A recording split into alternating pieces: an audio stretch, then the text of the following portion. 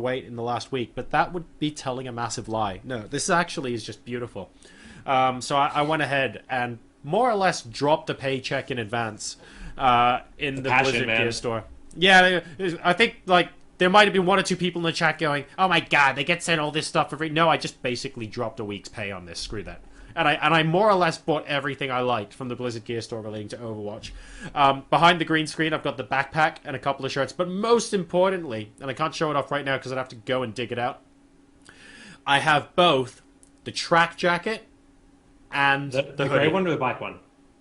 Oh, you got the new hoodie, the brand new hoodie. I think so. It's black, right? Yeah, but it's not like the button jacket, right? It's like just a hoodie. So I have both. Oh, I see. No. So I've got the button jacket and the zip-up hoodie. So I think that's the old hoodie. Okay. Yeah. Does the zip up hoodie actually have a hood though? I think so. Okay. I'm expecting it to when I open it later. There's an old version that's like kind of just like a jacket with a zipper. Okay. That with no hood though. But I remember there were two different ones, and I couldn't decide between Yeah. them. So There's so bought much both. there's so much merch for Overwatch now. It's actually crazy. Like it's great though. I mean, I know they have those Funko Pop figures and Actually, hang on. oh goodness, Should we he's just going find in. out now? Should we just find out now? I'm going to lift up the green screen. Oh, Yeah. there's I the can't box. see your cam. I'm gonna have to watch the delayed stream. All I'm right, gonna there's the do- box. I'm going to pull the box out in front of the green screen. There you go. Let me go ahead. So this is the button jacket. Yeah, I guess I'm doing the unboxing live on stream. Why not? Let's check this out. This is pretty slick. Okay, hang on. This is the hoodie. It's the button-up hoodie, and it definitely has a hood. Check this out. That is... So it's like more of a jacket than a hoodie though, right? With buttons. Yeah, it's like jacket style, but with a hood attached. So the buttons are popper buttons. Man, this is so sick. Can you share your cam again? I wanna see what. Hang on. I'm so jealous right now. All right, I think I let's go. have that one. If it's the black one. Yeah, So that's it's- yeah, super yeah. comfortable. I got that at BlizzCon last year. It's So so it's this enjoyable. black one. It's got the buttons in front, and it's a gray hood. And the over it. orange pockets, dude, that's just like what makes it so like stylistically lovable. Oh, like that oh, little wow. orange adds so much flair. It's just like, oh yes. Gorgeous. Okay. All right, so we've worked that out. What? And the other one is the other one is the zip up gray jacket. I got it in gray because I got the hoodie in black. I remember now. Oh, And yeah, this one doesn't have a hood. This is like the tracksuit.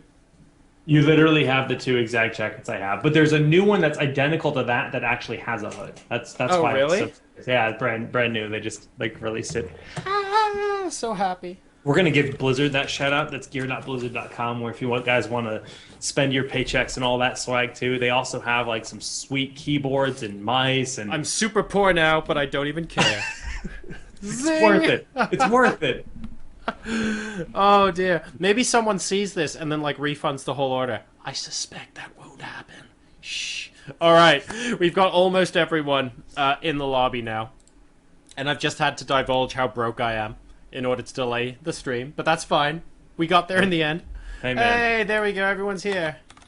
Sick City. I want that soldier shirt. I saw that you have that. I have to buy that one. I had to choose because I couldn't buy every single one, and Yeah. I ultimately picked. I wanted to pick two, so I went with Soldier and Bastion, just because Bastion is so unique with the bird on the shirt. Yeah, that's true. I really want a Devo one personally, but I have the Tracer one already. That's the only one I own. All We should right, see. let's go ahead and grab some maps from these guys. Let's do a Melty chooses first map. Don't worry, it wasn't Volskaya. Oh dear, so I went ahead and picked Volskaya as the standard starting map. We're actually just waiting. We're waiting for Melty to confirm. Maybe they'll throw a curveball and actually pick Volskaya. Maybe. They might. They might. Probably not, but it's possible. You know, I think I'm like one of the only people that I love this map, but largely just for like the setting, like the giant robots in the background and stuff. Like I always Ooh. appreciate Volskaya. So, if I had to pick one of the maps that never gets played in tournament for the setting, I'd still pick Hanamura over Volskaya, though. Yeah. I know it's really different, but No, I'm Hanamura is with you. just beautiful. It's the arcade, the Murloc. There's so many things that make that Hanamura beautiful. The trees. And I'm a Japan nerd, to be honest. I think the only map that I would pick over Hanamura in terms of beauty might be Numbani. Really? I love I mean, Numbani. Giovanni's supposed to be like Paradise City, the way they designed it. Yeah. It's supposed to be like super nice in the future. I love all the curves and the way Yeah. they've actually paid attention to the backdrop all around and stuff like Oh, that. yeah. I think it's just really good. I don't know. Hanamura is pretty cool, man. There's a lot of cool maps, and who knows what they'll do for the future. I mean, actually, I'm sure you read Kaplan's post basically stating that they have another map that's entered the production pipeline. So I'm excited to see what they chose because considering it's supposed to be future Earth, it's really fun to see them take like varying countries for all their maps. I want to see a Canada map. That's what I want. Well, Nico just picked KR, and I said Korea, good unit. Unfortunately, there is no Korea map. We are going to be on Kings Row, ladies and gents. And it looks like EnVyUs need 1 minute. Coco appears to be getting ready. All good. A Korea map could be cool. A Korea map can be... If they pick, like, future Gangnam as a map, and it's, Oh like, my just God. neon signs everywhere, like, to the point where they're, like, flashing neon signs of Overwatch heroes, so that you can't even see which is the real one, because your screen is so busy. I'd love that. That'd be great. Yeah. Future New York could be cool too. Would it be futuristic New York, or would it be future dystopian New York? I would assume dystopian New York because I don't see New York as being the pretty shiny place. Like parts of it. I mean, that's exactly what they did with London though. They show kind of the old side of London, Yeah. and then Kings Row is supposed to be London, right? Well, the funny thing is, a lot of the buildings in Kings Row, because like I live in London, and a lot of the buildings on Kings Row are like that's not even really old London. Just happens to be the buildings are still standing today. That could be present London just on a cloudy night. Well, Solid. this is future Earth, so it might be present right now. And there's approximately as much brawling on the streets after a lot of drinks. So you know, it all works out fine. It's all good. It's surprisingly similar. It's a bit weird that they've transplanted Big Ben into the middle of nowhere because Big Ben is actually attached to like the Houses of Parliament and Westminster Abbey next to it, and it's like 3 or 4 huge London landmarks basically in the same place. And on Kings Row, it's like Big Ben and everything else we're just going to pretend are normal buildings. It's kind of weird. Well, it works, I guess. It works if you pretend. It does. What was the YouTube video where someone discovered one of the buildings on Kings Row? It looked like it had windows, and then you go through the door into the building, and you look at the other side of where the windows should be, and it's just a wall. Huh. It was like super Oh, creepy. I know. Yeah, I know what you're talking about. And like on the video, they had like the X-Files music playing in the background, and I was like, "This is genius. Well done." Yeah, some of the level design stuff is crazy like that. Have they Like, patched that? Can we see I it? haven't checked. I mean, we can I'm gonna find find out out. as soon as we get to the game. Yeah, man. That'll be fun. In the meantime, guys, go ahead and say massive amounts of thank yous, especially to Matcherino and Creation Esports. You can go ahead and grab a little bit of prize money to donate towards the players by inputting the code KOTW11 into the Matcherino page, which allows you to give $1 completely for free without even reaching into your pocket. However, if you have a spare $5 or $10, go ahead and plant that into the prize pool anyway. It all goes directly to the players, and thanks to Matcherino, we can incrementally add to that and keep the Overwatch competitive scene going. So that's going to be pretty awesome. We just got the ready up in the chat, so Boom. I just want to see this this wall in this pub now. That's all I'm after. going Ladies and straight gentlemen, there. best of 7 between EnVyUs and Melty. We are starting right the heck now. And it looks like I can't actually... Oh, I'm so sad. I can't actually get out of the spawn point until the heroes are chosen. isn't well. there one door that you can go through? Yeah, go Oh, no, upstairs. There got you it. go. There Got you it. Alright, let's look for the pub. All Is right. it this? Yes! No. Oh my god! Oh my god. Okay, so so it's next to the hoof and haunch, right?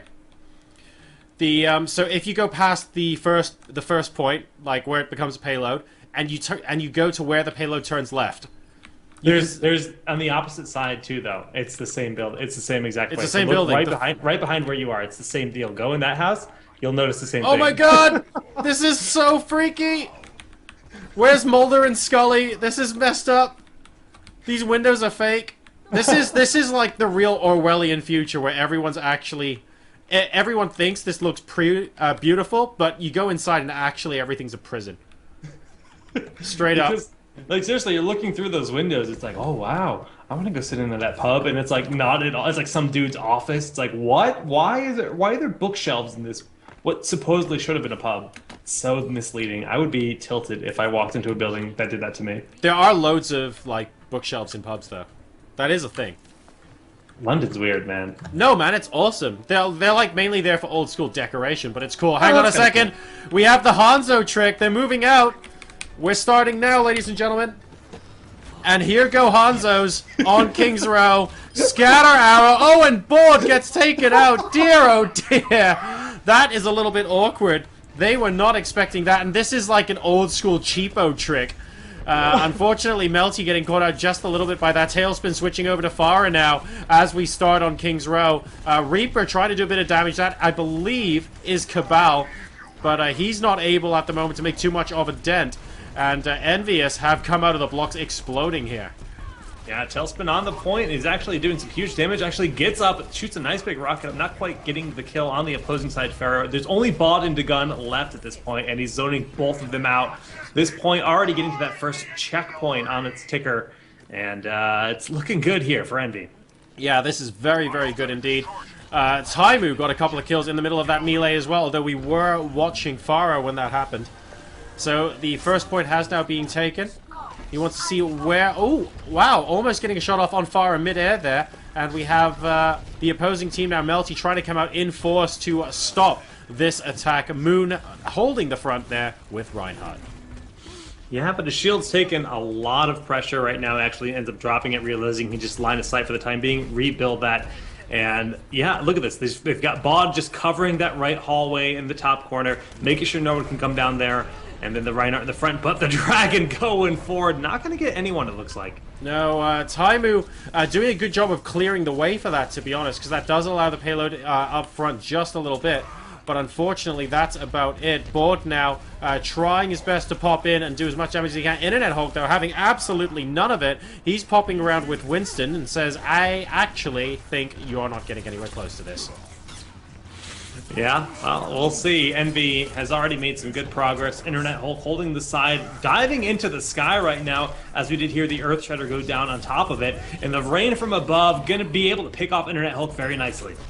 Oh, and Flippy potentially with a lot of kills for Graviton Surge. Only managing to get one, but Teammate managing to get two more. And there's the ultimate once again coming out of Taimu. Again, doesn't kill anyone, but does clear a massive road in the middle of that payload. Board sitting in the control point. There's not too much he can do right now. That was an absolute massive res from Chips, and on top of it, he didn't die. A lot of times when you see a Mercy get a big res, they're diving into the middle of the fight and sacrificing themselves in turn. But in this situation, it was just pure value, and they got so much push out of it. Well, you have to be able to time those ultimates as Mercy. It's not as simple as, oh, teammates die, let's go ahead and res. You need to know where they were, you need to know who's going to be surrounding you, and where your position's going to be. So a lot of thought goes into that. Just very well done there, like you said, Jake, from Chips High. And now they're moving back up atop. Oh, and Flippy gets taken out from up above on Widowmaker. That was a really nice wipe there, coming out from Internet Hulk, who initiated that. And we have the sound barrier to try and push even further, but unfortunately, the payload will not stop moving forward. Yeah, that looks like it's going to be it. Internet Hulk still has that ultimate ready. Doesn't even have to use it. Just going to spend it in the final moments. Well done there from Envy, setting a pretty convincing time. That was a massively quick time on King's Row. I believe that... I'm not sure if it's sub 4 minutes. Let's put it that way. And here's that massive res you were talking about. I mean, this is just what enabled them to keep that push going. You see how many people got pulled in? 5! That was a 5 res. Huge. I mean, that was game-changing. Very, very nice. 67% of team deaths resurrected. What can you say about that? 3 minutes and 17 seconds. God. Dude. Yeah.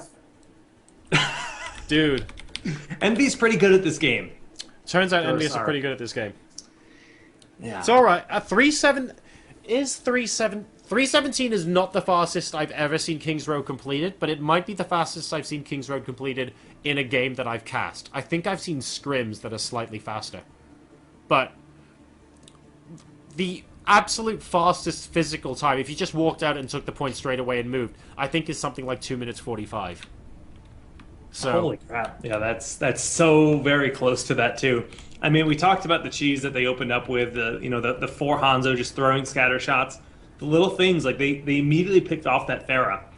And by disabling, one of the primary damage dealers on the defense, that first point wasn't even a contest. They just went and they swept it. So from there, it was pretty much smooth sailing. I mean, there was very little wind for them, against them at least. Yeah, they did a fantastic job from start to finish there. Hanzo's little bit of a cheesy trick, but you know what? It costs you a grand total of 2 or 3 seconds to duck back into the point and just re-pick your hero, and that Pharah took 30 more seconds to come back, so always useful. Harry Hook, this game around, is going to be his normal Soldier 76. Chips Hine, once again on Mercy, of course. In and a Hook is going to be playing a little bit of Roadhog. That's actually quite cute as a spray, by the way. Yeah, I'm actually kind of surprised to see no Symmetra on defense at this point. I mean, it's really powerful utility. Not only do you have the teleporter, but the portals that you throw on the side. And we do see that quite commonly here for point A on King's Row. But I'm curious what we're going to see happen on the offense side here for Melty. Well, I mean, I'm not sure we're actually going to be seeing Hanzo's, but he did make himself seen at the top there. There we go. Usually they try and hide that if that goes on. D-Gun on Winston is actually going to be moving over to the left. Okay, we actually have everyone moving down via the left here. That's important as we start off. 5 minutes to go. Oh, and a Fire Strike instantly hitting a ridiculous amount and taking Nico down to 50% hit points. So, unfortunately for them, Envy know exactly where they're coming from, and here we go. All right, D-Gun getting right on the point right now, just trying to zone everyone away there on the Winston, actually diving into the sky towards Tailspin on Pharah. And they've actually wiped 4 out of 6 members. Tailspin is incredibly low. He goes down as well, and this will be a quick count for Melty. This is even faster for Melty. They're taking the game to their opponents here, and Nico is now moving back, trying to go towards the back lines. He's looking for the opportunity to pick off a potential Mercy. Can't quite do it. But this flank is going to be extremely annoying for everyone to deal with. Coco managing to pick off on Reinhardt, and that's because Taimu came down with the flashbang, I believe. And now we have Envy moving back to try and stall the payload as long as possible. Yeah, so the payload has just come out of the gates at this point in time. We see Nico once again on that Reaper, going to try to get into the back line. He's actually teleporting up. Will there be anyone waiting for him yet? Tailspin is right around the corner. Not able to get any rockets in the face, though. Yeah, and managing to Wraith form as soon as he moved out there. We actually have Reaper versus Reaper. Oh my god! Zarya's shield, Death Blossom. Thank you very much. Good night, sir. And oh my goodness, if EnVyUs were not worried before, they have got to be worried now. Okay, that execution was flawless. I mean, we saw the speed boost from Lucio and the shield from Zarya to just enable an unstoppable Death Blossom that just shredded the entire team, like easily play of the game. We thought this would be an impossible match to beat that 3:17, which was set by EnVyUs. They're faster. But Melty is on point right now. They're straight up faster. This is madness. Melty are taking this to EnVyUs. Oh, and Tailspin looking to blunt, actually, the offense with a very good pickoff on Nico. D-Gun manages to res before she dies as well, so there's no more Mercy, no more res available for the attacking team. Is this going to be the opportunity that EnVyUs need to shut this down? But Melty have shown such a strong resolve so far here on King's Row. All right, Bot is really just trying to take out the Mercy. Chips, he knows that Chips has that res available, and if he cannot thwart her, there's no way they can stop that res from coming through. Okay, doesn't even need to happen. Just too much damage from Tailspin on Pharah, cleaning up 3 members of the offensive Melty. Yeah, that was, I mean, brutal. That was very, very sustained, and Melty did a really good job of getting to this point, but they have to not just get back there, but cap the point now with this push. If they get wiped again, that's it. There's no way back. Yeah, they're going to do their best. Tailspin is actually going deep, popping his heroic ability, the ultimate ability, doing a lot of damage, picking up just the single kill on Zarya. But the trades happen as Nico manages to take out Taimu. Nico being hunted down now by Tailspin, and Tailspin will find his target. Chips high and does have a res available as well on the part of EnVyUs. So there is potential for a long sustained fight. D-Gun, though, has his as well. We need to be careful who gets whose supports killed off first. There is the second control point very, very close by. D-Gun dies at 100%. I think that's going to potentially be it for Melty. Yeah. I don't know if they can stop this now. The GG is There's actually the GG. called. Wow. Tailspin is a beast. Dude, I love watching his Pharah more than just about anything else in this game. Like, good Pharah play is beyond satisfying. That was very, very powerful stuff. And EnVyUs, well, I mean, they got to a point where they were even faster than EnVyUs. I really, really felt for Melty there. I was like, actually, the dream is alive! But they got completely shut down at the end. That was incredible. Props for them for doing that, though. Like, the fact that they were able to come out of the gates like that hot and manage to take that point immediately, very convincing stuff. Yeah. I'm going to go ahead and find out whether the teams are ready to pick another map. I'm also going to ask you, if it's okay, Jake, if you're able to keep an offline stopwatch, actually, for our next map, because I'm starting the local recordings at the same time. It's sometimes a little bit tricky. Yeah, I can definitely just remember. I actually have Snaz on my computer, so let me do that. I have an iPhone on the desk. Snaz is basically it's a stopwatch program that creates a. I've actually installed a stopwatch program, the same one Joshy uses on XSplit, but something was going wrong with the plugin, and I wasn't able to get it working 2 weeks ago, and it hasn't been able to fix it since. So I've been sort of playing around with it ever since, but it's not quite ready for this week. I'll try and make sure it's ready for next time around. Sure, I'll be sure to keep track moving forward. All right, teamwork, boys. Well, Internet Hulk is there. Looks like we're going to Dorado. Let me. Yeah, that's right. Let me just double check. Melty chooses side. So let's double check who Melty are going to be picking. They choose attack. Attack, and cool. So are they on the right side now? They should be.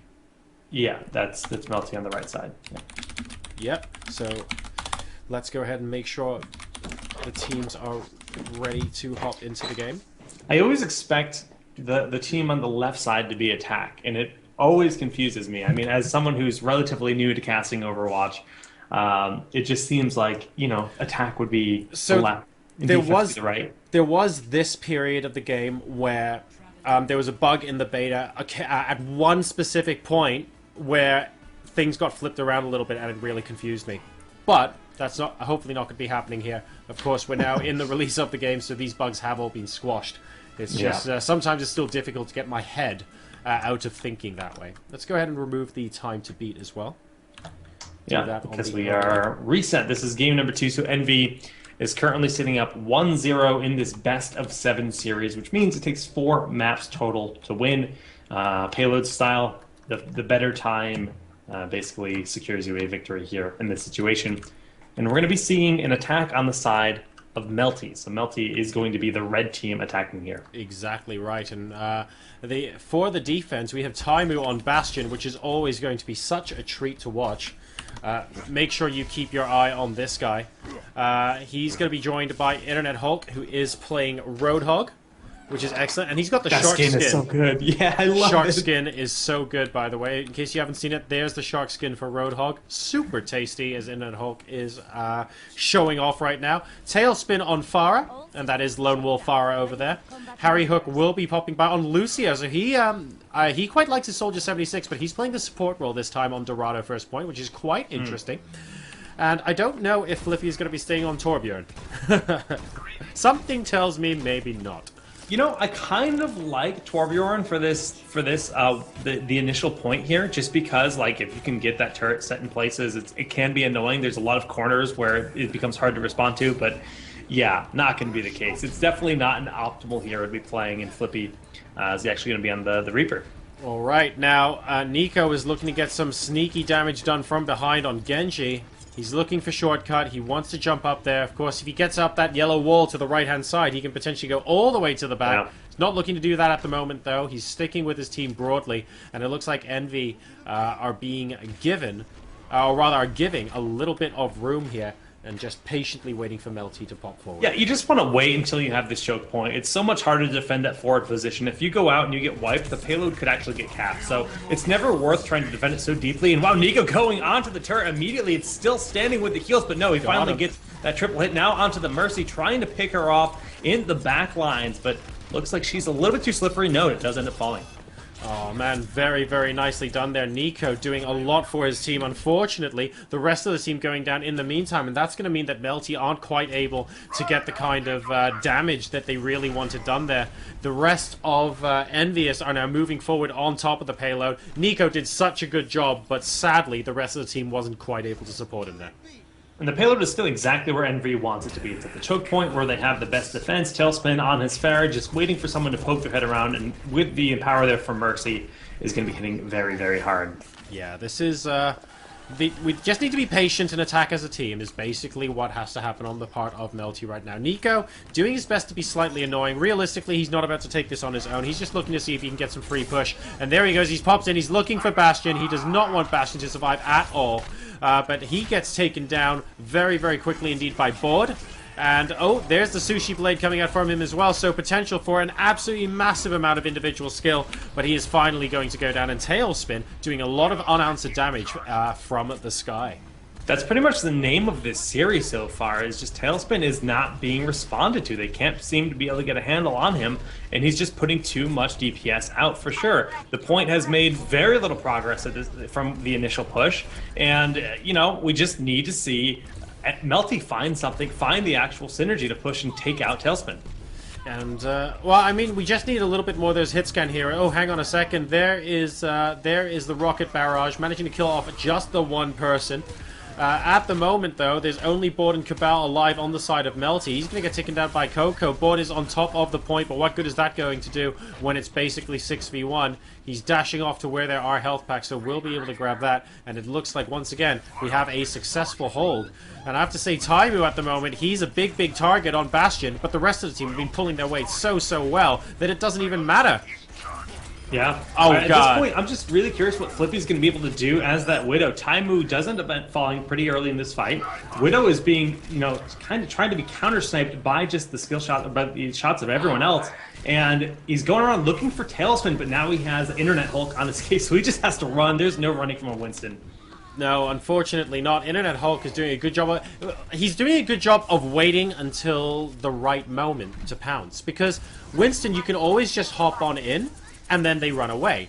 But if you're able to do that to a point where actually you're not just blindly moving in, you're waiting until you know that 3 continuous seconds kills that person, for example.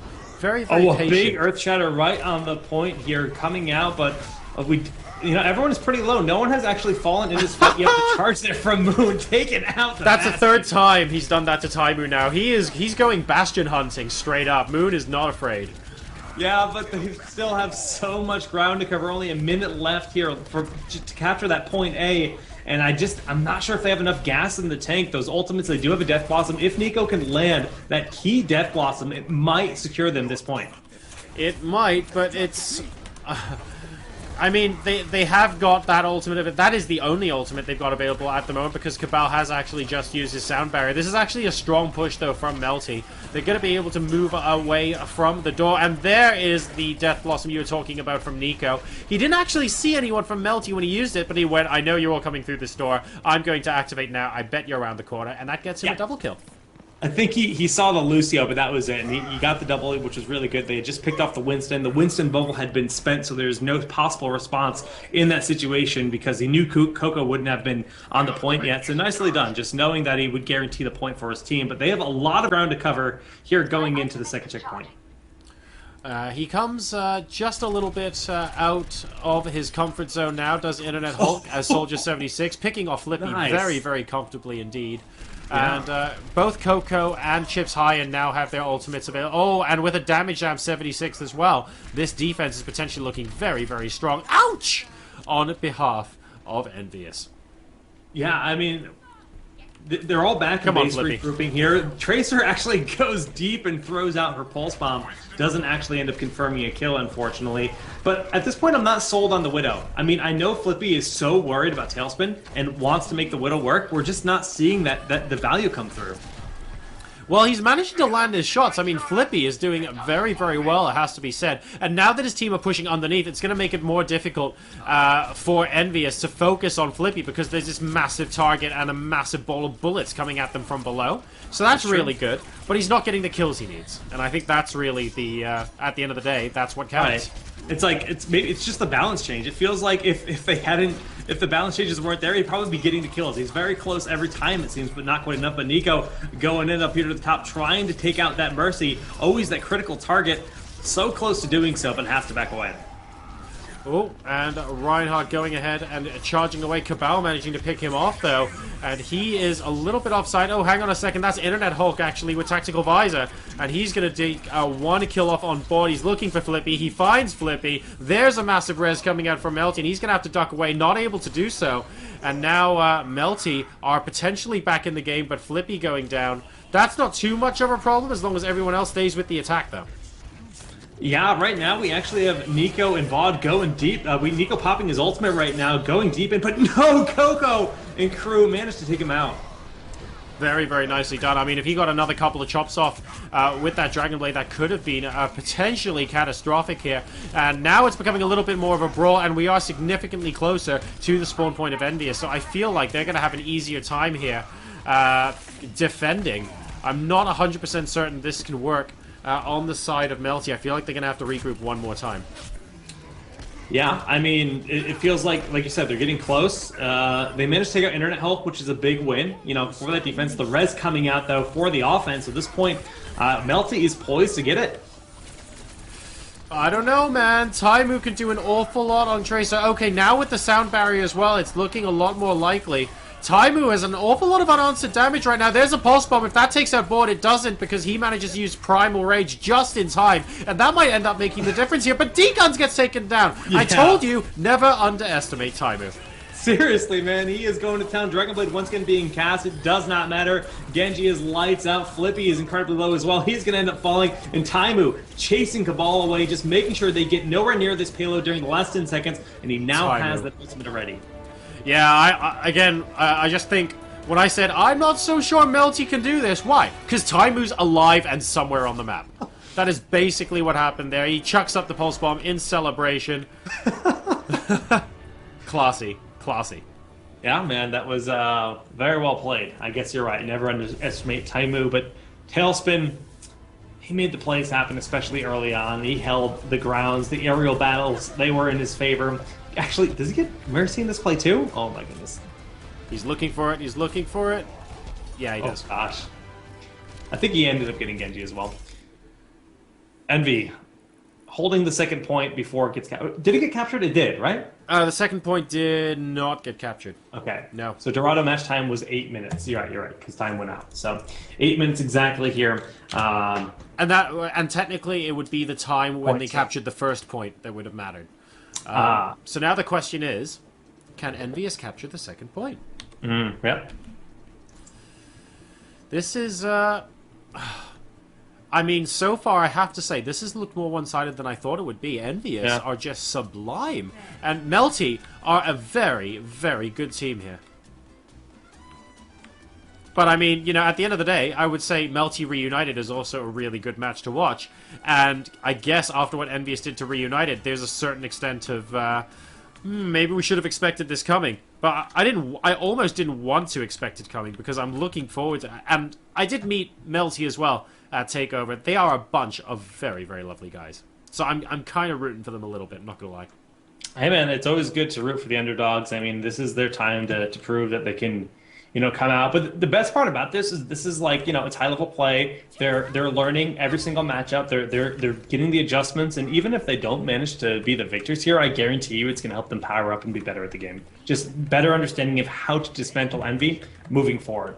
And, well, it's far from over because this is a best of 7. We're not even done with the second game. That's very true as well. Melty have plenty of time to regroup, and they have already, unlike a lot of the teams that are challenging today, they have already spent at least part of the beta as the team to beat, by the way. So Yeah. they have experience of being at the top. They're very, very good at gelling together as a unit and knowing when and where to engage. EnVyUs have been doing it a little bit better so far, and as a result, they've been able to hold in situations where Melty wasn't quite able to do so. But Melty seems to be able to adapt, though. That's the big thing. They're like learning, you know, just the small mistakes that have cost them, you know, big pushes on the side of Envy or, you know, whatever. They're making those adjustments as the game progresses. Precisely, and it's those adjustments that are going to be making this potentially taking the game over to EnVyUs here. I'm going to be watching Taimu because his Genji, sorry, not his Genji, his Hanzo is scary as heck.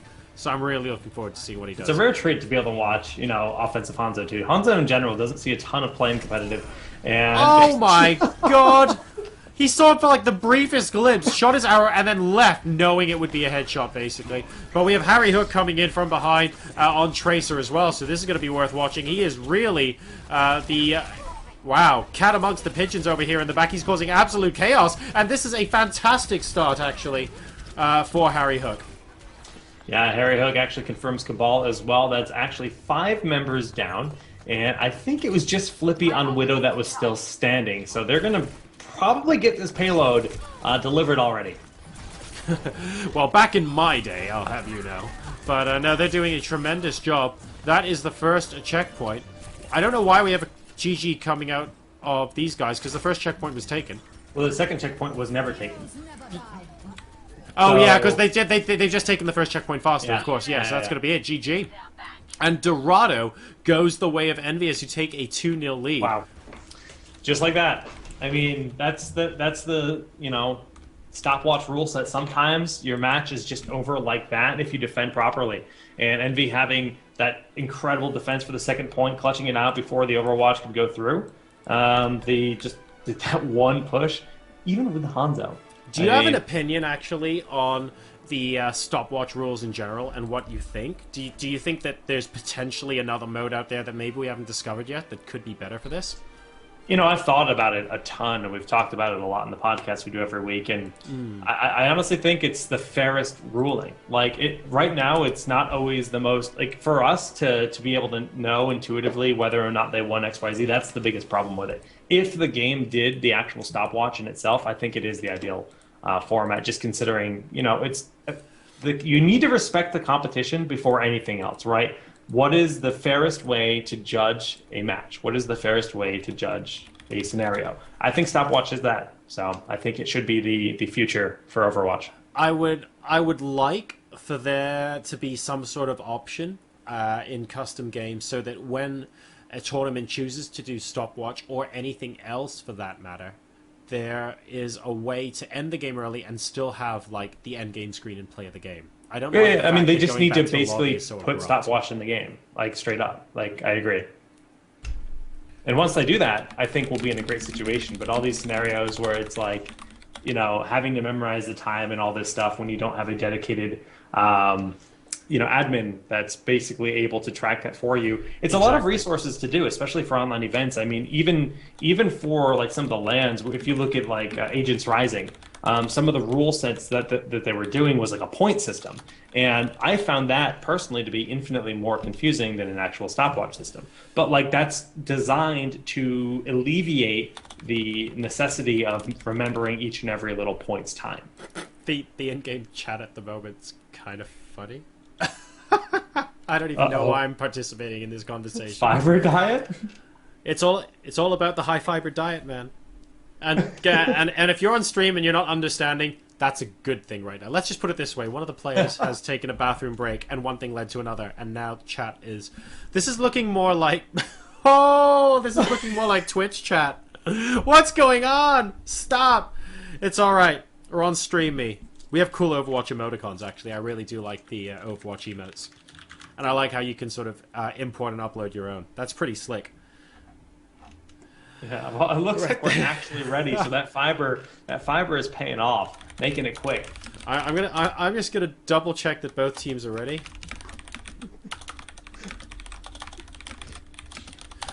right. We're gonna start the map. We're gonna start the map and hope that everyone's ready. Hollywood. Yeah. Anyway, everyone's back, and it turns out they were back faster than we expected. We're going to Hollywood for map number 3. And we have Melty as the red team.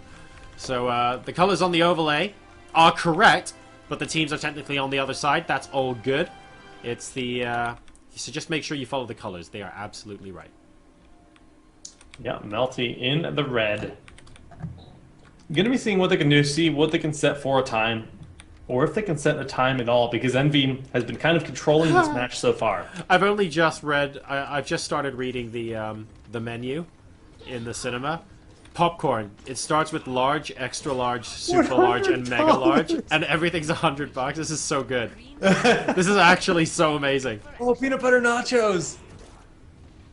Popcorn and 2. Whoa! Popcorn and 2 drinks with water is $600. Do you say water is 600? Oh, Blizzard, you're amazing. Oh my god. This is great. This is actually great. I want a mega cheese. I don't care if it costs me $303. I mean, that's worth it, man. We have a Torbjorn on. Wow, and Taimu's going to be playing Torbjorn as well. I'm looking forward to this. Yeah, unfortunately, he's setting up just outside his spawn point, and I don't actually think that's going to happen. Boo! I wanted Torbjorn on Hollywood. There's a lot of cool stuff on this map I never noticed. There's like these Lucio billboards where he's like, you know, basically doing a live DJ show. Really, really kind of cool. Yep. There's so there are Pharahs on both teams, but no Widowmaker. I just think that's worth noting because Widowmaker, very, very popular hero on Hollywood. And post-nerf, it looks like we have no Widowmakers and no McCrees. And Moon is actually going for D.Va. We have a massive incoming attack here from Melty. And, oh, very nice instant rocket picking off Harry Hook to begin with. Not quite able to find Mercy, though. And he gets taken out by Tailspin, who is doing a lot of damage for himself. Trying to take out Nico at the moment, who's giving him a hard time. And now both teams are slowly regrouping. It looks like it's going to be a 6-on-4 in favor of EnVyUs, who will be able to repel the initial attack. Now, this lone D.Va as their only tank is definitely interesting. We don't see this happen all too often. And actually, using that deflect immediately just to deny all of the offense, it's a long cooldown. I mean, you talk a good 12 seconds or so before you can use any defensive abilities as D.Va. Yeah, this is... Wow, he's actually going for Farah, going absolutely for broke here. Wow. And Tailspin does go down. Moon was on 1 hit point on the mecha. Oh, Jesus! Coco. Whoa, I hope you have health insurance. Shut down immediately, though, and Flippy right now just going to town here for the offense. It looks like we're actually going to see Melty be able to secure this point at this rate. I mean, they're going to get the first kick on point A, and they are definitely looking good. So at the moment, I have to say Melty are doing an awful lot better than they were when they were held on the first couple of maps. It is worth pointing out, people would though, enable that. Well, I think it kind of started, actually, with Tailspin going down so early in the engagement. I think the lone D.Va did have something to do with it, because Tailspin was doing so much unanswered damage that they had to be able to contest the air. And D.Va, with the defensive major, can get into position, but ultimately can fly up to contest the aerial dominance as well. And now that they've actually made the point, Moon's actually switched back over to Reinhardt, recognizing the need for maybe a more conventional... Oh, God. A more conventional tank. Unfortunately, Justice seems to have other ideas.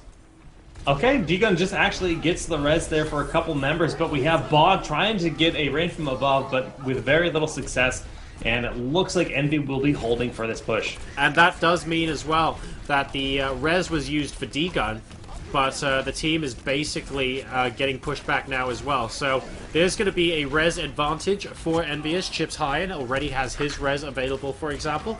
And as hard as these guys try, it's going to take a little while before Mercy is going to be ready to res again. Okay, so Bot actually swaps it up and goes for Winston. So now I've got that nice front line of both the Reinhardt and the Winston to be able to infiltrate the enemy team. And we have D-Gun up on the top, actually dueling with... How on earth? I caught that on camera. I'm so sorry, Harry Hook, but I caught that all on camera. D-Gun, what an absolute beast. Mercy, best DPS EU, confirmed. Wow. Oh, snap. He's got the ultimate ready. Everyone's on fire except Bod. Feels bad, man. And Yeah, that's going to be point 2. It is indeed. Oh man, that was very, very fast indeed. Harry Hook goes down very early on as well. A very, very, very nice combination from Nico. Another flashbang coming down, trying to pick off Tracer. Will get chips high in though, and that is big. Both Chips High and Internet Hulk on the 2 supports are now down, and as a direct result, that's going to make it easy for everyone else. Taimu goes down from the DPS as well. There goes the second point. Melty are now looking a lot more confident.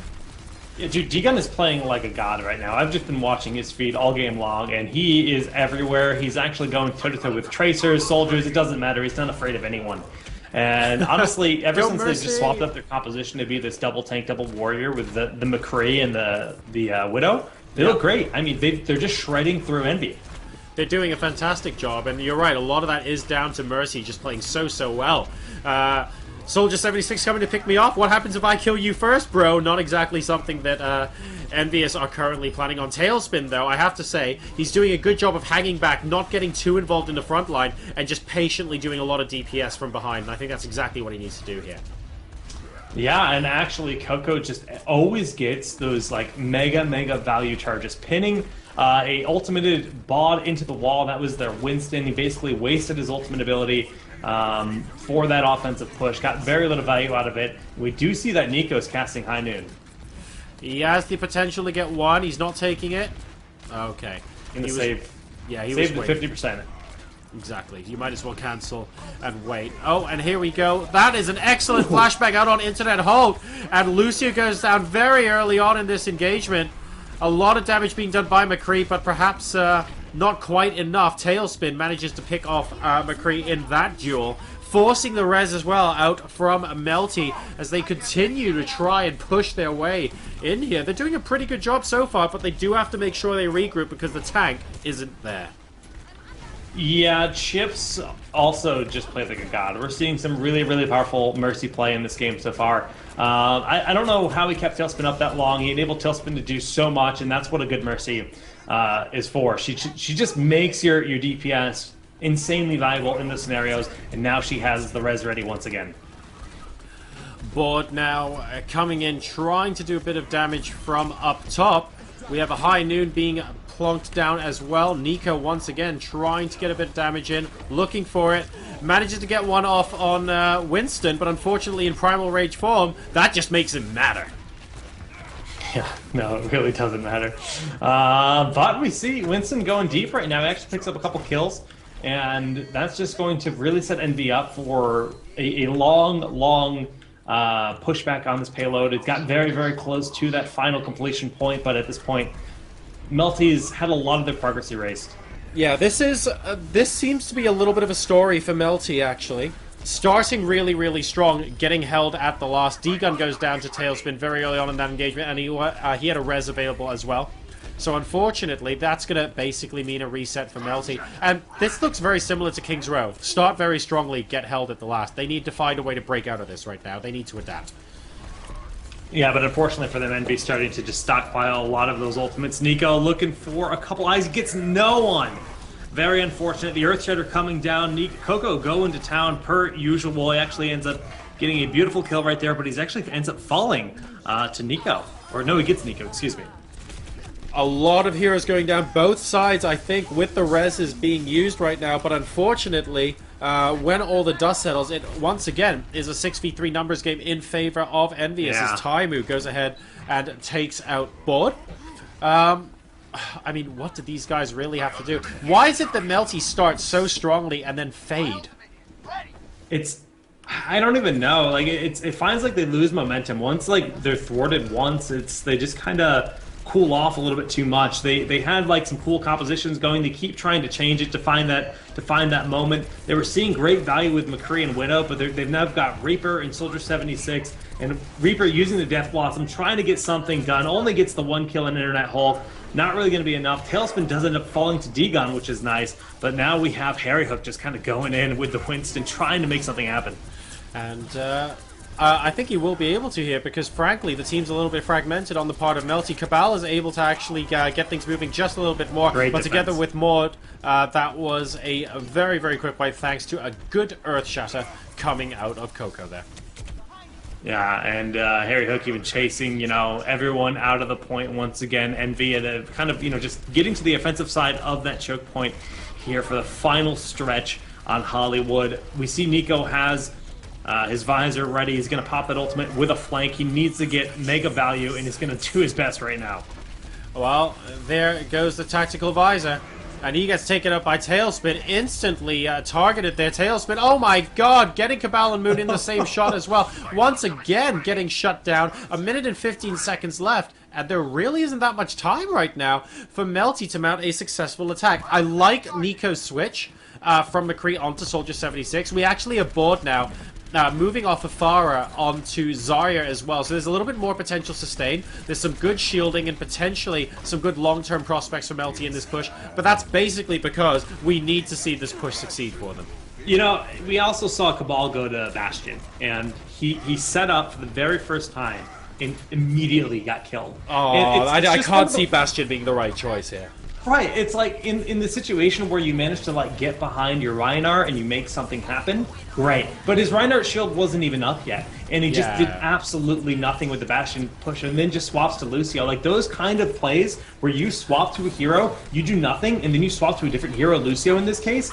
You're losing too much time. Oh, hang on though, because Chips High just died, and Cabal was actually back in time to support the team with Lucio while it was still 6v6, so he's doing a pretty good job here, I have to say, and 5 out of 6 players are down for EnVyUs. Yes, Cabal should have been on Lucio from the beginning there. I really don't think it was reasonable for him to assume that Bastion was a good pick, but they've just about managed to wipe in time to stop this from being capped. And oh, waiting till the very last minute, there's a high noon, and Taimu takes out 2. So these guys are saying, you know what, not today, but there's a massive res coming out from D-Gun. Yeah, but all the while, Harry Hook has been in the back, just causing chaos. We do see a great Graviton Surge going down, locking people in place, but Flippy needs to get some of these kills on Widow. Being chased by Harry Hook constantly. Harry is actually going to be taking out bot in just a moment, and it looks like Envy might be able to hold Moons, desperately trying to get on the point, but he can't do it alone. That was within about half a second of Melty setting a time. Yeah, it was really close. So clutch. Waiting till the very last second for as many heroes to revive as possible from EnVyUs. And Tailspin, perhaps unsurprisingly here, gets a play of the game. And wow, that was a point-blank rocket to the face as well as far as Winston was concerned. That was a huge clearance. That has to feel really, really bad.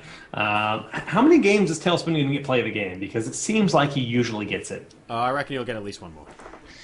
Yeah, well, I love that defense from Envy. Basically, I don't know if you were watching it at that exact moment. You're probably watching the point because that's a relevant thing, but I was really curious watching Harry Hook on a Winston because basically what he did is he went upstairs and he was crouching, waiting, knowing that there would be that crucial Mercy waiting to engage, and there was also a Widow back there. So he managed to completely force them back for a good portion of that, and yes, the Mercy managed to slip by him and get the res off, but still, without him in the backside, I mean, for all we know, that would have gotten the ultimate value and taken out 2 or 3 people and won the game. So it's about those fine little situations, knowing exactly that one of your teammates will be able to get on the point, that the Winston can't afford to not be there and just go deep. Well, it's almost the same argument as what we were talking about earlier in the evening, right? Where we were saying if you're going to go for these kind of flanks, you're either going to look like a hero when you manage to pull them off and you do big damage, or you're going to die with barely a whimper, and it's going to be like, oh, okay, well, that wasn't very useful. So at this moment in time, we're seeing potentially a lot of flanks just do damage, and Harry Hook recognized the opportunity to maybe switch it up a little bit and try and take the game to his opponents here. Yeah, that's why Winston's such a cool tank, because he's got crazy mobility, he's got great stay value, and he chases. He's like, I love the fact that they're not just designing tanks that sit there in the front line. When you think of tanks like Winston and D.Va, they can really, really dive. And it's super fun. It makes some really cool, rock, paper, scissors matchups exist in this game. Cabal now, not going to be on Lucio to start this game off. We are going into full Symmetra territory as we plonk down our sentry turrets. So he will almost be able to get all 6 up. There was no Lucio to speed boost them out the gate, so you can't quite get all 6 up before the start of the game. In the meantime, on the part of Envy, let's go ahead and take a look at what they're doing. I'm actually looking forward to Taimu and Genji. Harry Hook has actually swapped onto Lucius. He's going to be playing the support role here rather than DPS. But Taimu on Genji. Ooh, Taimu versus Tailspin on Genji? I'm not... Oh, depends on who has a good game, really. Both of them are going to be great to watch. We're going to see what they can do. Double Winston, double Genji with a Mercy and Lucio as the supports, trying to go deep. We actually have Tailspin getting D-Gun way in the backside, so that's no mercy for the defense right off the bat. Oh, and this is... Wow, that was actually a very, very good wipe from... from Melty, to be honest. Inside, that house just looked like a student house party gone wrong for about 5 seconds there, and then all the bodies started flying. Melty were the team that managed to stay up. What parties did you go to in college? Oh my goodness. I'll invite you round sometime if they let me back, yeah? And here we go. Everyone's back in the house once again. Nico this time getting the brunt of the action. Mood coming in with Reinhardt as well, trying to do their best to move on. Roadhard looking like he's having a difficult time. Cabal actually has a teleporter available, but he has to stay to try and defend this. He has no time to go ahead and place that down. And all the meanwhile, Tailspin is having the time of his life in the back with Genji, going quick with the shurikens, and he's doing so much unanswered damage.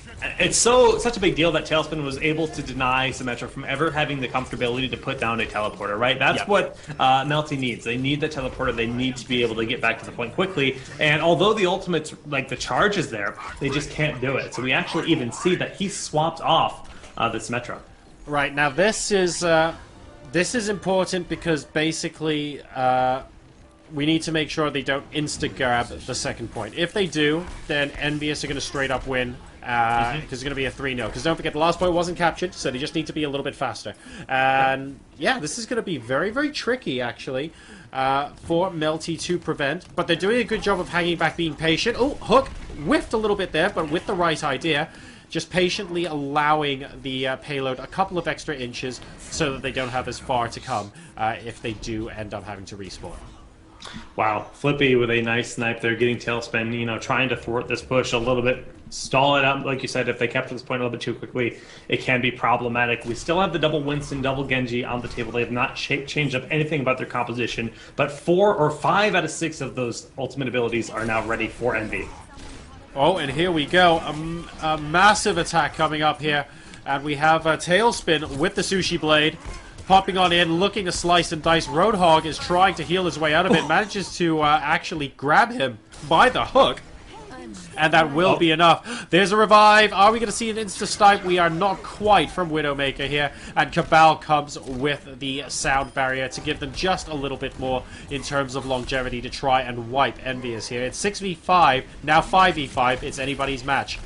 Yeah, so Chips only got 2 people with the res, and then Cabal immediately responded with the sound barrier and the Death Blossom of Nico. Great defense there on the side of Melty. I mean, just really perfect execution, making sure they couldn't get any push. And, I mean, Envy went in there with 5 ultimate abilities ready and got almost 0 push. Tailspin needing to run away with Genji right now, and will successfully do so. Just about gets away. I mean, he wasn't on that much health. I think he was like maybe 1.5 hits away from dying there. Yeah. But that's going to be enough. Still sticking with 2 Genjis in their competition. Finally coming on to Pharah. I like this. I like this call a lot. I think it's what they need. I mean, Tailspin is so good at Widow, or excuse me, about the Pharah. And honestly, we're going to see if they can make the difference with it. Dodges the hook, goes straight for the sniper, but Flippy trades with them nicely. And Flippy now coming into his own a little bit, managing to pick off into the hook as well. And now... Oh, he almost gets Genji as well. A little bit of a whiff shot on Taimu, but Melty are now holding off and really stalling these guys. Very, very nicely done there.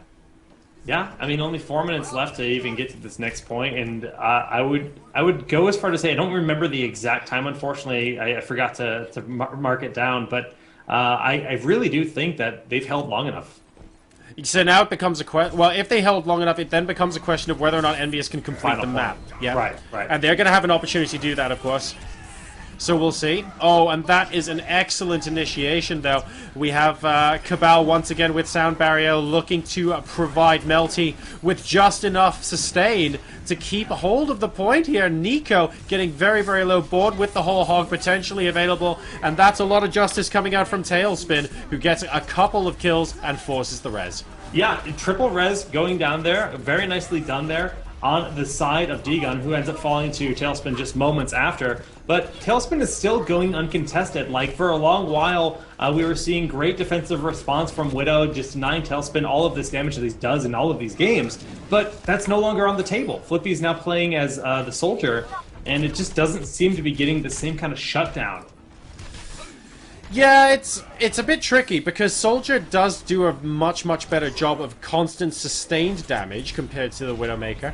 But when I don't know, when you're absolutely on fire as Widowmaker and your team are keeping the enemy occupied on your behalf, then Widowmaker just feels like it's such a powerful hero. He can get around corners, he can line of sight very quickly. He's got a Mercy and a Lucio to heal him up, but oh my goodness, he got melted there. Yeah, this is... oh, and there's an Earth Shadow basically just taking out Reaper. So, mainly for Nico there to prevent Coco from being taken down. He's at very low. It looks like he actually falls over just before he gets charged. So, and in moments like that where you spend Earth Shatter and you don't really do anything, you didn't really confirm a push, it's kind of like a waste of an ultimate. You know, that's a resource that could definitely enable them to make a big play, sure. Now that they have Zarya on the table, they can try to get a Graviton Surge as well, but they have a long while before they can build those ults up. Yeah, it's, you have to always question yourself when it ends up, like, being one kill. I think it was, like, either him or Reinhardt, and if he stayed alive, he might have been able to shield the rest of his team. There's Nico with the Death Blossom, manages to pick off Tailspin, and he gets Internet Hook as well. That's important because Zarya is going to be so crucial to this composition in terms of attack. Picks off Chips high as well, and that will be enough to once again allow Melty to hold on this second point. At this point, I think Melty is going to hold this point. Like, they're playing absolutely brilliantly in this matchup, and only a minute and a half left at this point in time for Envy to try to capture the second point of the map. This is looking very dicey for them indeed. I mean, they can do it, but the question now becomes not only if they can do it, but can they do it quickly enough? Melty are putting up a spirited defense here on Hollywood, and right now, I have to say, I've noticed that Cabal consistently uses Sound Barrier first, compared to Harry Hook. Harry Hook always waits until the second half of the fight and then tries and make it across, which means that Melty are in the position where they sometimes have to use a res a little bit faster. And that's a risk they're willing to take if they kill a few extra people early on. But that's what we just saw, a 4-person Earth Shatter, which is the kind of push that Envy has been so desperate to have. But the turnaround, the res that just came through from D-Gun, absolutely brilliant, getting everyone back up, denying the push. Tailspin's playing as Reaper at this point. He's literally just playing Death Blossom wait. Right. Trying to find that moment. It's almost an act of desperation from Envy, who are down to 25 seconds to push. No, they're going to win this as well, because regardless of the time, the payload was almost at its destination when we started overtime. We're nowhere close to the destination right now, guys. Death Blossom coming in, Tailspin does manage to take it out, but it's really, I don't know, the time isn't there. Melty's going to win this map. Yeah, I mean, that should be GG, but Tailspin, sure, he got the nice Death Blossom, like the all-or-nothing kind of push with Zarya, and of course the support of being boosted from Lucio. We've seen that used a few times today. They finally clear everyone off, but their time is worse. It has to be. Hang on, it might be worse, but they still have the opportunity to finish the map.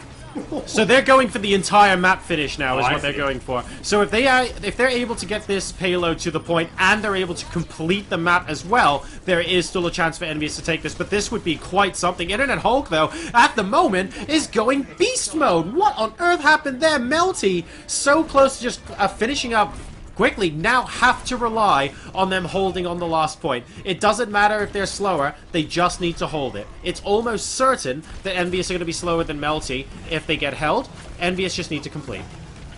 Okay, Death Blossom once again ready here for Tailspin. We saw that trick. They're just going to throw the bubble from Zarya onto Tailspin. Tailspin actually going up into the upper part of the map right now. Going to try to drop down onto Melty when he sees the opportunity. Very, very sneaky here, and he knows exactly what he has to do, being very patient, sees that the team are off in the distance and has no real opportunity to use Death Blossom right now, but that's not going to stop him. He's looking for Zarya. He wants line of sight from Zarya. He knows he's getting ready to do this. Here comes, here comes everyone. If they manage to complete this, there's the Death Blossom. Can he get any kills? Nothing. He actually whiffs it.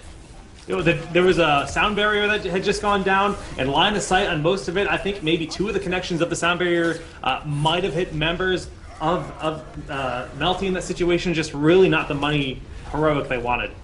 And this is potentially looking very difficult now. Taimu on Soldier 76, trying to make his way through. The payload isn't moving at the moment. There's still 45 seconds, strictly speaking. This payload has been held up on the second point for a lot longer on this half of the game than previous. But of course, if EnVyUs are able to complete, then they will be able to take this map as well. Melty are defending with all of their might. Huge Earth Shredder actually just came out here on the side of Melty, but the response there, another Earth Shredder of Koku getting just as much value, and Envy is actually pushing forward. Okay, we really need Board to use his ultimate, and it needs to go off right the heck now, and it has to kill so many people. He's running. He needs to try and defend here. And where is the ultimate? We're looking for it. He's looking for a good opportunity. No. There it is, and he gets taken out by Taimu. This could be it.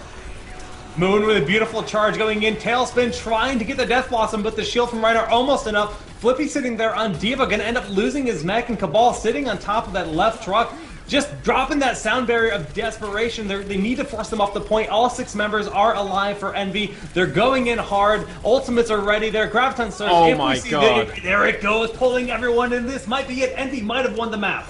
No, and this was after Melty was so close to holding them on 1 point previous, and they were about to win it as well. GG! EnVyUs turns that around from almost not capturing the second point, which means they would have lost, to capturing the second point and pushing through to the end. Absolutely amazing stuff there, and Coco gets play of the game as Winston. Oh my goodness, that's... Wow. That's crazy. Envy. It's absolutely... I feel like deflated for Melty. They played so well in that game. And they were just, like you said, you know, overtime on the second point, and we saw them manage to keep the ball rolling, you know, in that final push for Envy. The swap they made with Zarya and Reaper and Lucio for that just very, very powerful engage of Death Blossom worked out. Look, mate, straight up, there was a point in that game where I basically had it called it for Melty. That was it. They were going to hold the second point. Doesn't matter how many overtimes you have. I mean, they've stalled for longer anyway, but capture second point versus capture first point. That's it. And then, look what happened. I mean, my goodness. In one push, they go from overtime on the second point all the way through to completing the map. And Envy...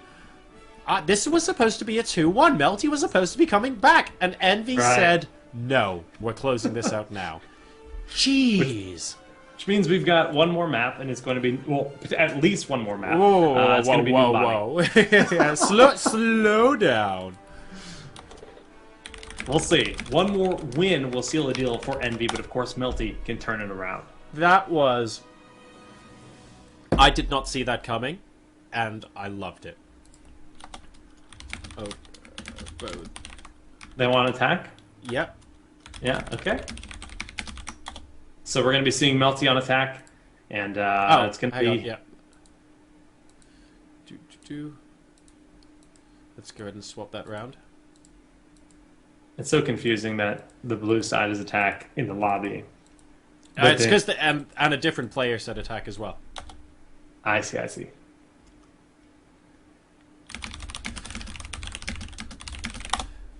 Hang on a second. Just getting the last couple in place now. That was... Gotcha.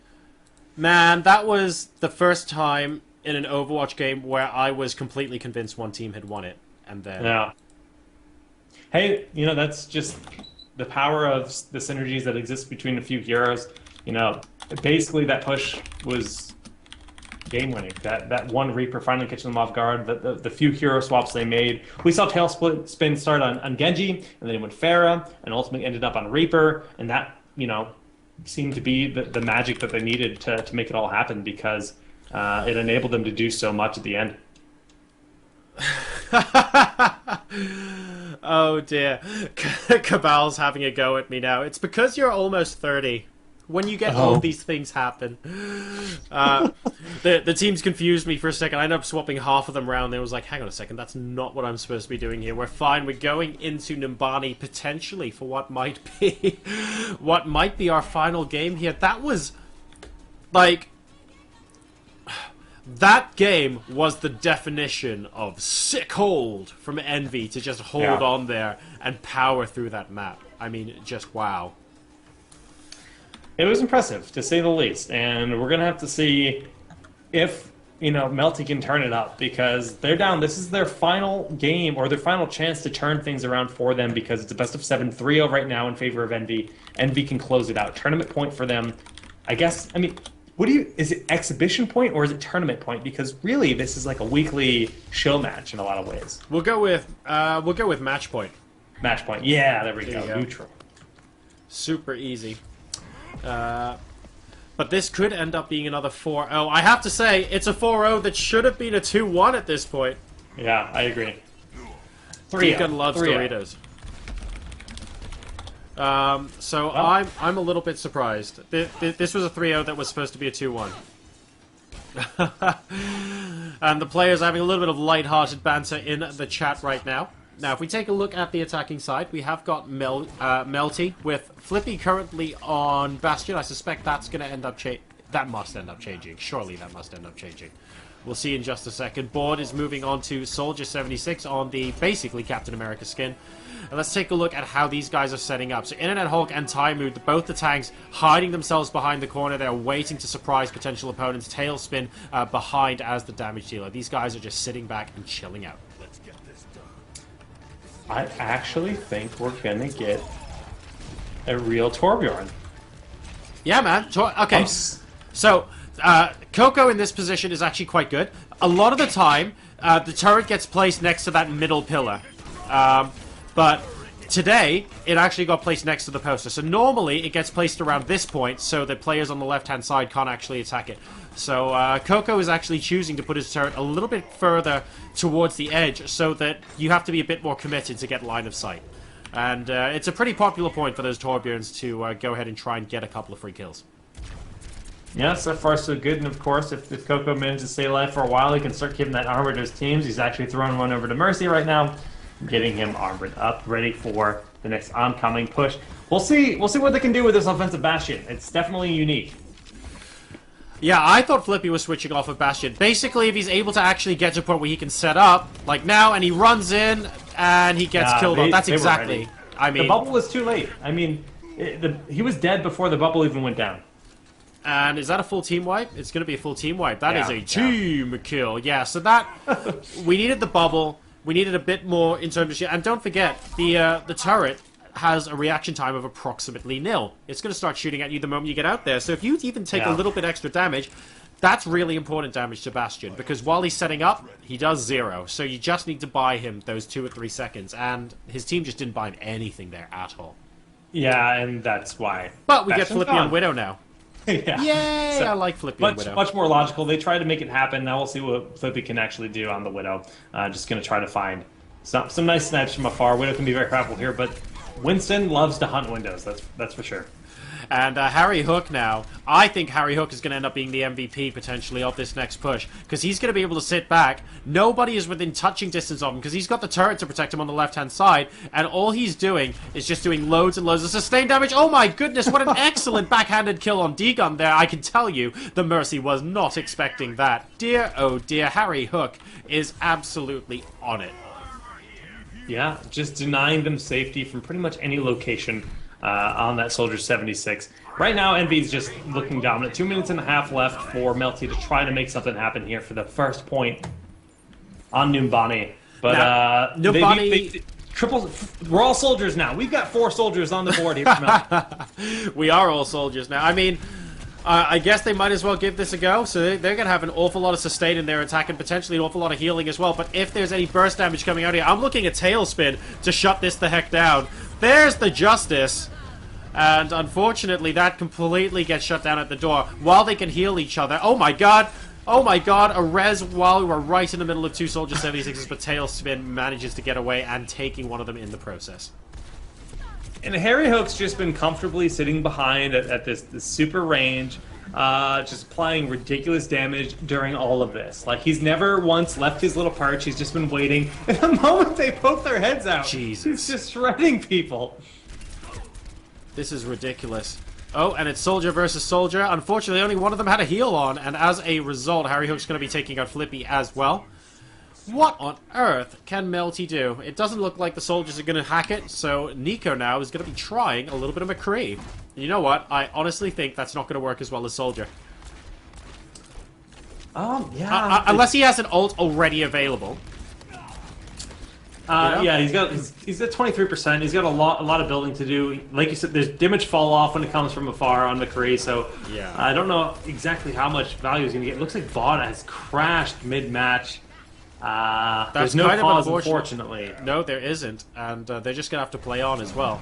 So this potentially means they're just going to get held. Yeah, Borders left the game, but unfortunately, that's part of the game, so they're currently fighting 6v5. They're basically going to get held at the first point. And this is going to be pretty brutal. Now, just to clarify, at the first point, there's no...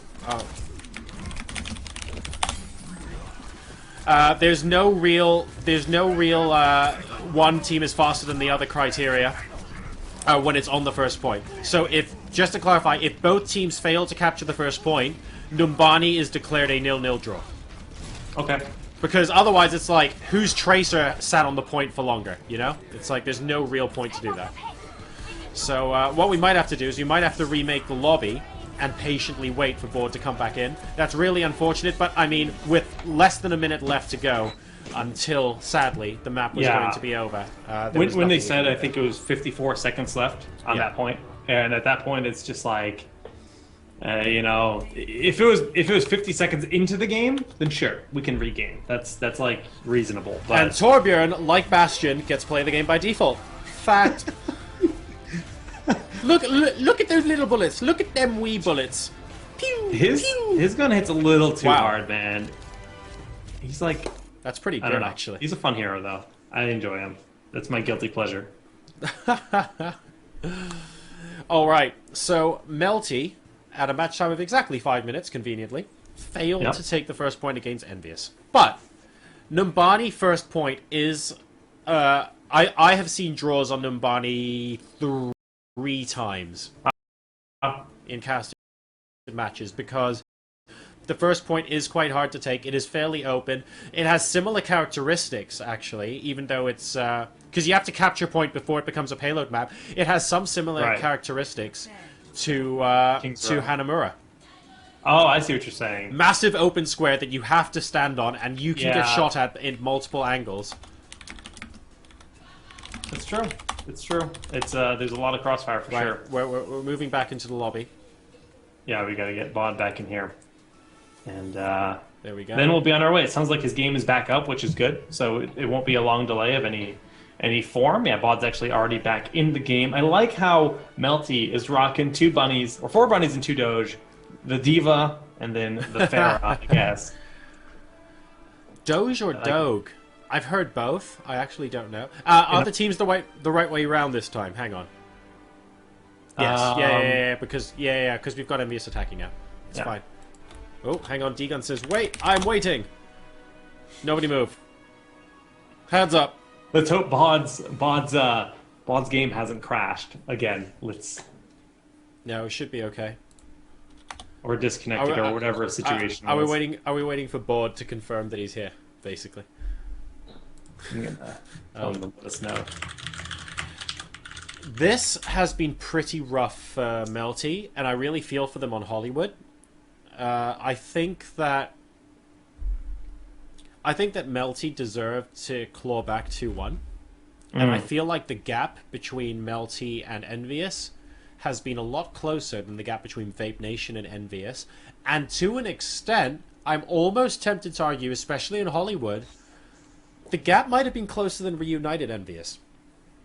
But somehow... In some situations, yeah. Yeah, but somehow, EnVyUs, even if they're only 2% better, they're consistently 2% better. And they're able to squeeze out those 3-0 and those 4-0 score lines, even if their opponents really are close to straight up to their level. It's incredible. All right.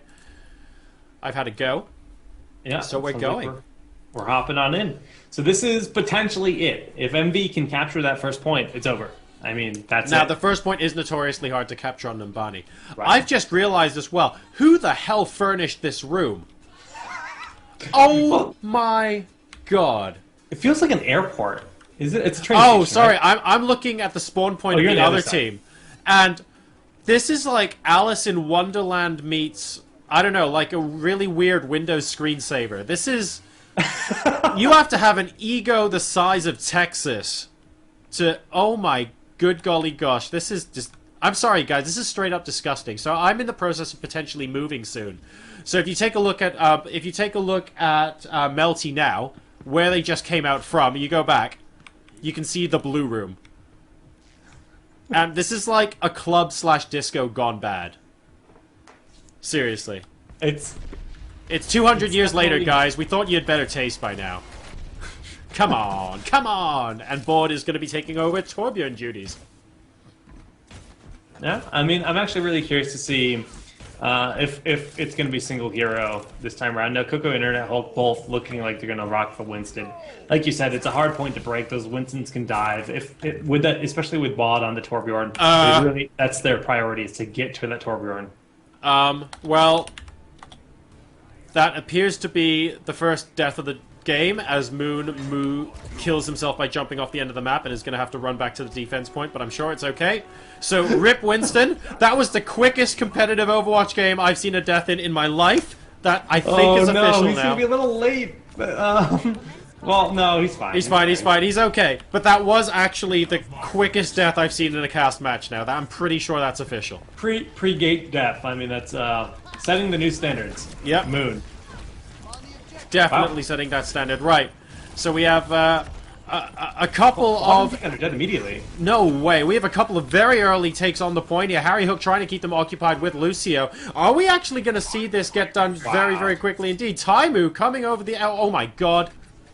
Yeah, he just slaughtered Moon. He made it look easy. He actually got 4 melees, and that might actually be game. We see the point is actually being contested in the back. Tracer diving and then trying to be annoying. Flippy will end up going down to Taimu.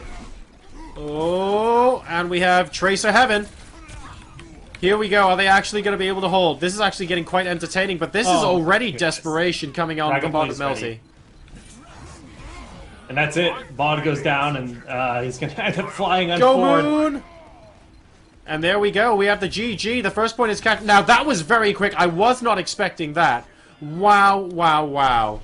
And that completes the 4-0. Oh my goodness.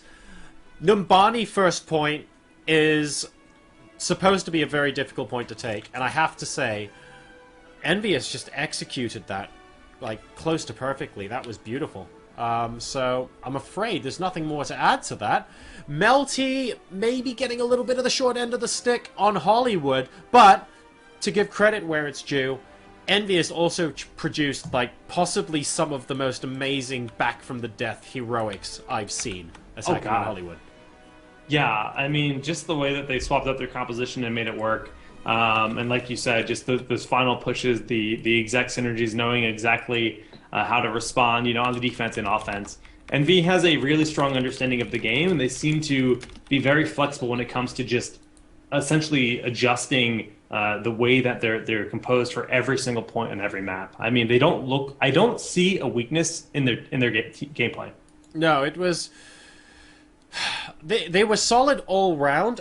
If I had to pick a single point where they're absolutely strong in their gameplay, it's possibly actually on their defense, because I think EnVyUs are a little bit better than maybe better than every other team out there at knowing, even when they have an advantage, to pull back and regroup a little bit. Most teams pull back and regroup when a team member or two die. EnVyUs pull back and regroup when they want to get into a better position, even if no one's dead yet. And I feel like they do that consistently better than other teams. And that means they can pull back a bit, give a bit of room in exchange for having better angles of fire, in exchange for having better preparation, potentially more ultimates available, better DPS, and they're able to take those team fights up to the next level. Not because they're fundamentally 3 times as skilled as anyone else, although they're pretty damn skilled, but because they're able to choose their positioning a little bit better. And it feels like they can consistently do that.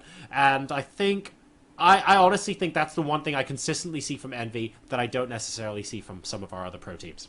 You also have to, I mean, they definitely have better shot calling too, and just communication, because, like, you know, we saw that offensive Bastion attempted in that final map, and Envy melted him before the bubble even went down, right? The Winston's mentality was, I'm going to wait for the Bastion to actually be sieged up before I drop the bubble. But Envy was just so quick at responding that he was dead before they even thought they would be responding to the Bastion's position. So just really, really quick, having the focus fire with 3 members at a time to kill that Bastion, and that's what earns them those victories. Yeah, you're completely right. I mean, the it wasn't even necessarily the shot calling on the final map. It was, this is going to be the plan, and oops, the bubble was half a second late. And admittedly, half a second might not have made the difference because, Bastion shooting for half a second wasn't going to kill 3 people, right? But the point is, it's the difference between their strategy resulting in a team wipe and their strategy possibly competing. Right. So the difference between being 6 versus 0 5 seconds later and 3 versus 3 5 seconds later is actually not that much in Overwatch. You get 1 or 2 lucky shots off, or you get mercy damage amping the right person at the right time, or you get a flashbang that happens to immobilize 4 people instead of 2, something like that. The dream. Oh, mate, I saw a 5-person flashbang on Nepal last week. That's disgusting. No joke. It was play of the game. It was the it was EnVyUs doing it to Vape Nation. Both teams rush out to the point on Nepal, on the temple where the steps going up at the end, so no gaps or anything, the outdoor temple. And as they pass, they obviously pass a gap in the wall because they're not going head on. And as soon as McCree chucks a flashbang into the air, it stops 5 of the team stone cold dead. It killed nobody, but it didn't matter what happened in the end, for the rest of the game. The algo correctly identified that as the play of the game at the end. That's actually awesome. Yeah, that's really cool. Super shut down to the extreme, and I feel like that's actually what EnVyUs did to Melty on Numbani there, because they couldn't even get a word in edgeways, and I was like, okay, no problem. Melty gonna have a chance to defend this now. We'll see how it goes. And then all of a sudden, EnVyUs just took them apart. I was not expecting that last half of the map to last as short as it did. Well, exactly what happened was the double Winston and the Genji. They knew where the Torbjorn would likely be set up. That's exactly where they went. It happened. That's where Mercy was too. Both of them died immediately. And, that's a huge part of their defense. They just fell apart after that. It's the power. I mean, sometimes with the double hero limit, that's why, or without a single hero limit, that's why sometimes, we see tournaments against that because of the power of that double Winston for diving the back line. It is nice, though, to be able to see them actually using those kind of combinations to their advantage. Because don't forget, Melty could have used that to try and take EnVyUs apart, and they didn't. Exactly. I mean, we saw a lot of double Winston, even double Genji, throughout today, and then at the end we saw kind of the defensive plays from Melty trying to go with the quad tracer. They did the triple diva earlier today, and in some situations it had some success, but they weren't doing it too often in the offense. Yeah, this is. I mean, it was a valiant effort, but unfortunately, Melty will actually go the way of Vape Nation and go the way of Reunited and go down 4-0. Incredible scoreline for the 3rd week in a row to EnVyUs. That was really good by them. They are definitely establishing themselves as the new kings of the watch. Reunited have won it more times, but I don't recall the last time we've had 3 wipeouts in a row. That was impressive. Setting a new standard, maybe. We'll see if they can keep it up. Yeah, man. All right, so we're going to be back here for King of the Watch, of course, same time, same place, next Friday at 10 o'clock in the evening, European time, on these Friday nights. All that remains for me to say is to thank you, all of the viewers, and thank you guys who are contributing to the prize pool via Matcherito for this wonderful show match. Thank you very much to Jake, who joined me this week. Did a fantastic job stepping in. I'm sure you'll all agree. And thank you very much as well to Creation Esport, the founder of the tournament, as well as Matcherino and StreamMe, who have made all of this possible. Thank you so much for continuing your support for our wonderful fledgling game. And I look forward to seeing you guys next week. Any closing thoughts, Jake?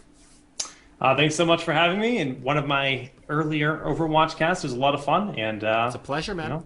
Looking forward to seeing this series continue on. All right, guys, make sure you follow us on social media as well so that you can stay informed of when we're next going live with stuff as well. But until next time, we'll see you on Friday for King of the Watch number 12. Take care.